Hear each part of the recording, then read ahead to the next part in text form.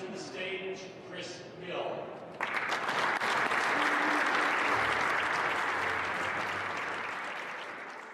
Here to talk about being a better leader. And, you know, we are in an industry that has so many challenges across the board, whether it's labor, whether it's sales, whether it's trying to make our margins a little bit better so that we can, keep, all these things in play to be successful as operators. And, for a long time, we've done things the wrong way, I think, or at least it worked for a time, but every now and then you have to look at yourself in the mirror as the industry and say, well, maybe we can do things a little bit different now. And, we had these ideas of these chefs in the kitchen who barked orders to get things done. Now we have a younger generation that's coming up, the millennials, and we see that they don't like being yelled at. And they're used to getting their way because that's how it was when they were growing up, getting participation trophies and such. So maybe it's time for a change and figuring out what that change is of bringing the new generation up in a way where they feel connected to the work and empowered and like they're a part of the industry. I think the worst thing we can do is not properly train and cultivate and mentor this whole generation of people that are coming up through the ranks, and as a result, they end up leaving your company. Or worse, if they could be a good candidate for work, they could leave the industry as a whole. So I want to talk about these 7 ideas of what it means to be a great leader. And I've been writing this book called Lead Like a Chef with these 7 principles. And through the research, I found 7 really important things that the best chefs in the world do. And it's pretty consistent across the board. But before we jump into those, there's something I want to preface that with that's really important. And that's understanding your employees. 1 out of every 3 workers is engaged. And this isn't just the restaurant industry. This is across the board in the workforce in America. 1 out of every 6 is actively disengaged. That person that we're giving a paycheck to every 2 weeks, and they're doing everything they can to not do the work that you hired them for. We've all had that person in our organization, and I've been that person myself before. 8 out of 10 businesses are worried about talent shortage. For anyone that runs a kitchen, we all know the challenges we face of keeping good talent. Trying to pay them what they feel they're worth and maybe what they are worth, but at the same time, margins are low. And how do we kind of make that work for everybody? And then 6 out of 10 companies, they can't afford, again, to meet that increase in salary demand. So what do? How do we make it work for everybody? And I think it starts with creating a culture that's people are excited to be a part of, and an organization that people want to be a part of. And before we get into those ideas for leadership, it's important to understand the motivations of the actual workers themselves. I'm going to give you a quick history lesson. I'm not going to bore you to death. You're already here on a Sunday morning at 10 o'clock. But back in the early 1900s, late 1800s, there's a psychologist who studied motivation, Dr. Frederick Taylor.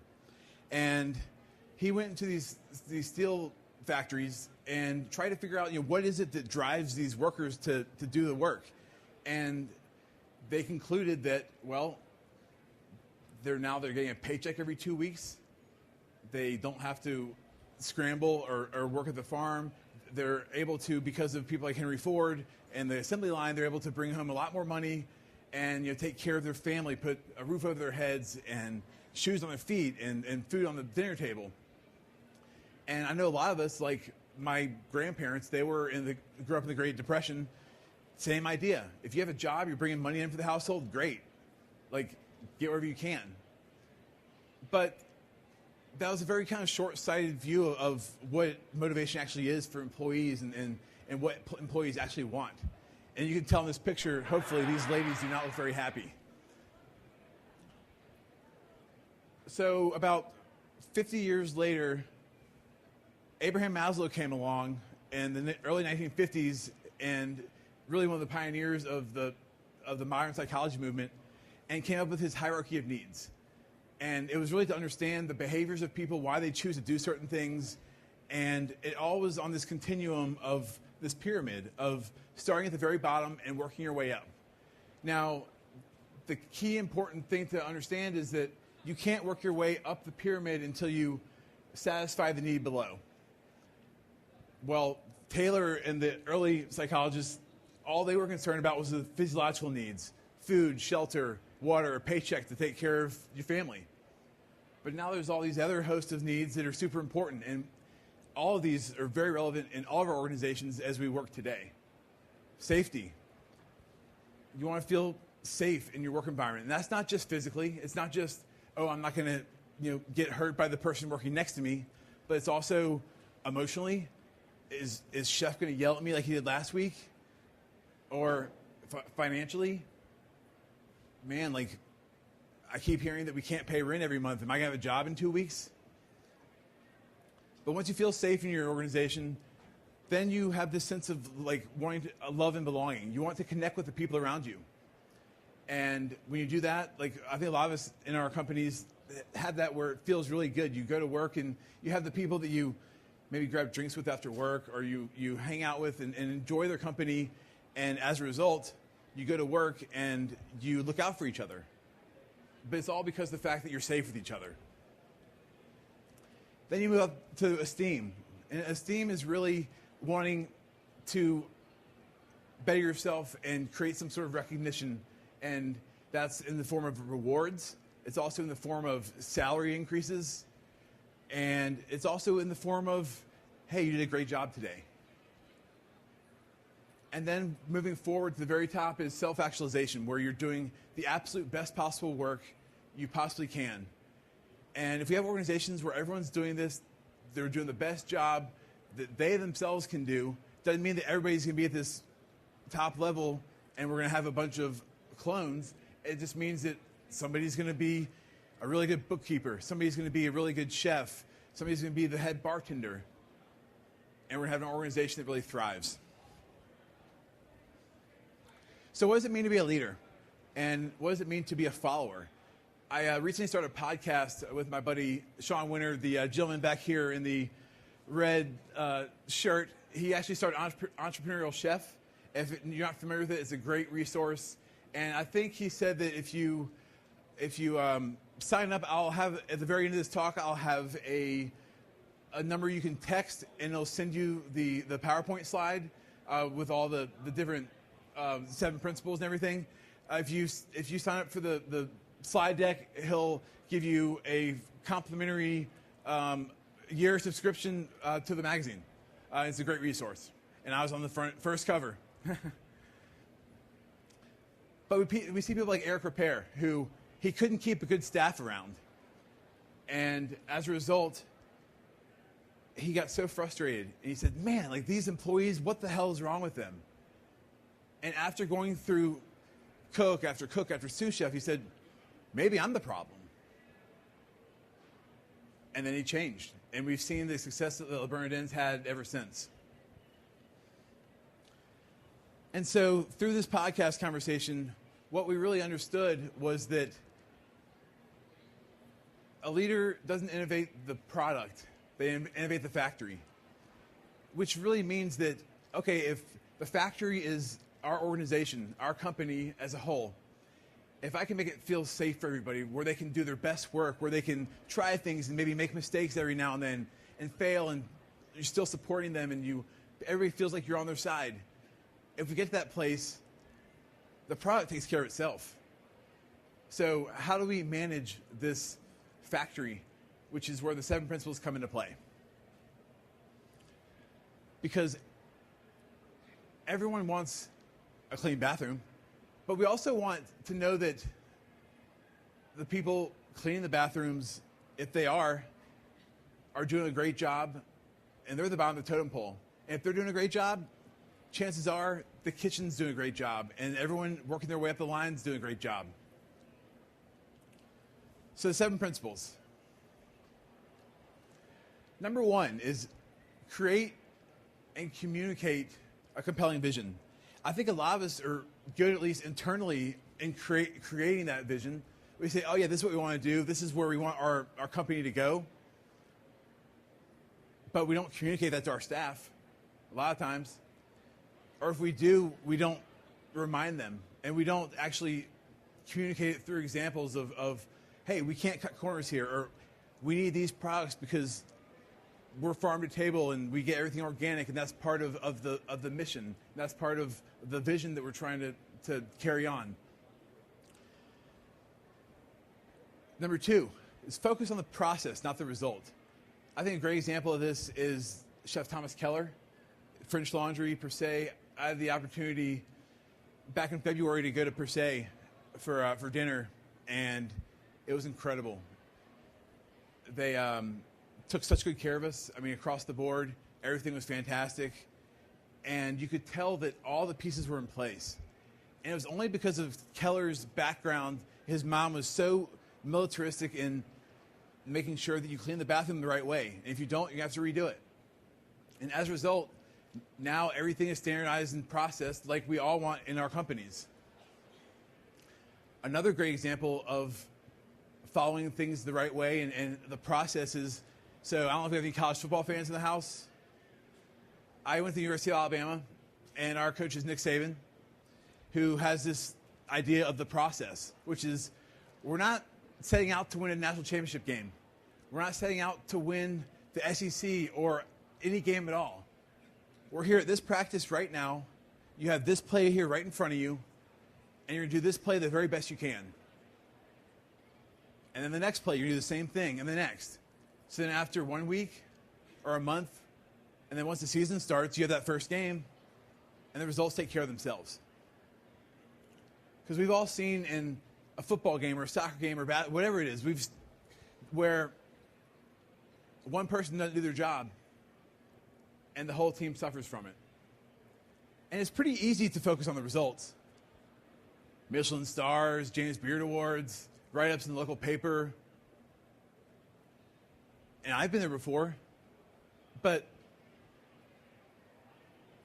that's not going to get us there. That's not going to get us to the place where we are going to really thrive and be successful, because the results are temporary. The result-focused orientation is temporary, whereas focus on the process will get you the result you want every single time.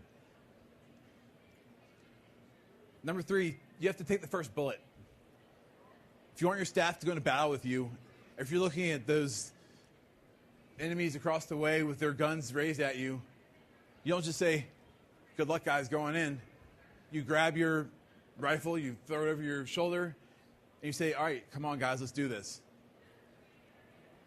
And maybe that's a manager or GM or somebody in front of the house seeing the kitchen getting super weeded and hopping on the line because they know how they've been trained, and they do that so that the kitchen can get out of the weeds. Or maybe it's doing some hard things for the benefit of the entire staff that aren't easy but are going to help things in the long run. Doing this shows your staff that, hey guys, we're all in this together. And to prove that we're in this together, I'm going to do it first. There's a great example of outside of the industry of a company that does this, which is Costco. Jim Senegal, who is the CEO and founder, he's recently retired, but he would go into every single store that would open with a polo shirt, pair of jeans, and a tag that said Jim on it. Didn't say Jim Senegal, CEO and president. He wasn't walking in entitled. If you saw a customer that needed some help, he'd go help them. If there's a garbage can that was full, why should I take it out? Why should I expect you to take it out if I'm not going to take it out myself? We've all seen that manager that's in the office, middle of the shift, restaurant's full, they're checking their Facebook, or maybe even worse is they're looking at the security cameras from the office. We've all known that person before. Server walks in the office, explains the situation with the customer complaint. Will you go please talk to this table? Yeah, I'll be there in a minute. 5 minutes go by, 10 minutes go by. He's stalling because he didn't want to deal with it. So you got to put your staff first and show them by example. The great Zimbrati was a tightrope walker in the early 1900s. This is him crossing over Niagara Falls, or it's supposed to be him. This is a stock image. But he had crossed over the Niagara Falls. It was rainy and misty and cold, and there's a bunch of people onlooking, and he did it. He gets to the other side, and there's one onlooker who's excited and says, Zimbrati, I got something for you. I have a challenge. He said, I want you to do the same thing, go back across, this time in a wheelbarrow. You're out of your mind. Like, I just barely made it across with the rain and the wind and the cold weather. He said, but I already have the wheelbarrow. It's right here. Just take it with you. He said, how about this? You get in the wheelbarrow, and I'll take you across with me. We can't expect people to do things that we're not willing to do ourselves. Number 4 is develop relationships, not just personnel. Last night, I was at dinner with some friends, one of which was Art Smith, who's from Chicago area, at his restaurant Q, and somebody asked him, Chef, what's your favorite part of the work you do? And his response was quick, and it was simple, and it was, I love being a part of seeing someone go from here and get to here, and mentoring them along the way, and having some sort of impact in their journey. I think a lot of us hire people, and we feel like we've done the job. Okay, let's just train them, and there we go. Versus, okay, when we're onboarding them, what are your goals? Do you want to be here long term? Do you have plans to open your own place one day? And then that opens up the conversation to, okay, well, if you want to open your own place one day, I can have that in the back of my mind, so when you leave, I'm not going to be pissed, but I'm going to be supportive, and I'm also going to maybe show you some things that you could pick up along the way to help you when you want to open that place one day. Number 5, manage adversity and conflict with poise. This is hard in any situation in life. We've all seen this stuff recently with United. We've all probably, if we have a spouse or significant other, had some sort of argument in the last couple weeks or a month. And it's not any easier when in a really challenging environment like a restaurant where things are always changing, where we can easily just blow our fuse. And we've probably all seen too where a server brings a burger back. Chef, they want this medium rare. It is medium rare. And it's just back and forth, versus actually communicating and trying to resolve the problem. One of my favorite quotes is, life is 10% of what happens to you and 90% of how you react to it. If the burger is screwed up, it's screwed up. Let's fix the problem and move forward. All we're doing is wasting time, wasting manpower, and our blood pressure's going up. We're already stressed out enough. So the more we can be cognizant of the fact that, okay, like, things happen. Things go wrong. The power goes out in the middle of the rush. Okay, what's next? And I think it helps, again, if you have these processes in place, it makes it a lot easier. 6 is spread the credit. A lot of us have worked for people before where you have a great idea. Chef, can we run this special? Or front of the house server, hey, maybe we could do some sort of prize or some sort of contest for selling a certain number of bottles of wine or cocktails, whatever. And you got a pretty good idea. And then they take credit for it. Versus if you empower people to not only give them the credit, but also to let them try and fail and figure it out along the way for themselves, which is what mentoring is all about. You can't just expect somebody to walk in, train them, and all of a sudden they're going to know everything on day 1 or day 10 or day 50. But if you're actually getting better, if you're growing as a company and as an organization, everybody should be trying and failing every day along the way. And as a result, you're learning and growing to get better. And then number 7 is lead to a legacy. At the end, I think all of us have a responsibility to the people that work for us and to the organizations and to the industry as a whole to give back. To almost like if you have children, we've all been given opportunities by our parents, and when you have children, what do you want to do? You want to give them the same opportunities you had, but then step it up a little bit. So how can we leave the industry in a better place?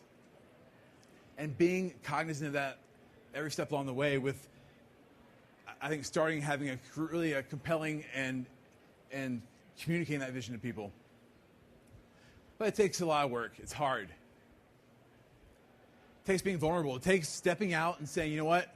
I'm going to have this challenging conversation with this server or with this bartender or with this cook, and I don't know how it's going to go. Somebody walked in, they just found out their mom or dad passed away. There's no playbook. There's no map that tells you this is exactly what you're supposed to do. But you have to show up as a person and just say, listen, I'm here. I'm trying to help figure this out the best we possibly can. And another conversation from the podcast we had was with a buddy of mine, Mike Robbins. And the podcast is actually called Making the Cut. A little advertisement for it there.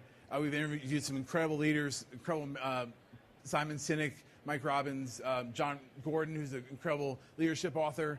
But Mike Robbins said, I was talking with a mentor one time, and my mentor said, Mike, every relationship you have in your life that's not where you want it to be,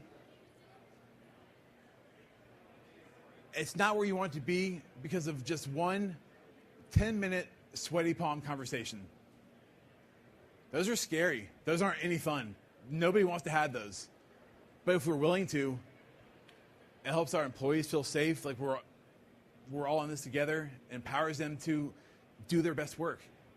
And they're able to grow and continue to be creative in all different ways and capacities. So finally, I encourage you to be the leader that you wish you had. I know for me, the whole reason why I'm in restaurants is because I had a day job after getting a master's in marketing, making pretty good money, but I had a boss that I couldn't stand. She didn't do any of those 7. So let's start with 1 or 2 or 3 or 5. And like I said, if you want this PowerPoint slide, text NRA Show 2017 to 444-999, and I will forward that email to Sean, who will give you a 1-year subscription to Entrepreneurial Chef. He does a great job with that. And yeah, I wrote this book, Making the Cut, last year, and I'm in the process of writing this book, Lead Like a Chef. So I guess I'm out of time, but I appreciate everybody coming by, and I'll be around to hang out if anyone wants to chat, and look forward to seeing you all around the next couple of days.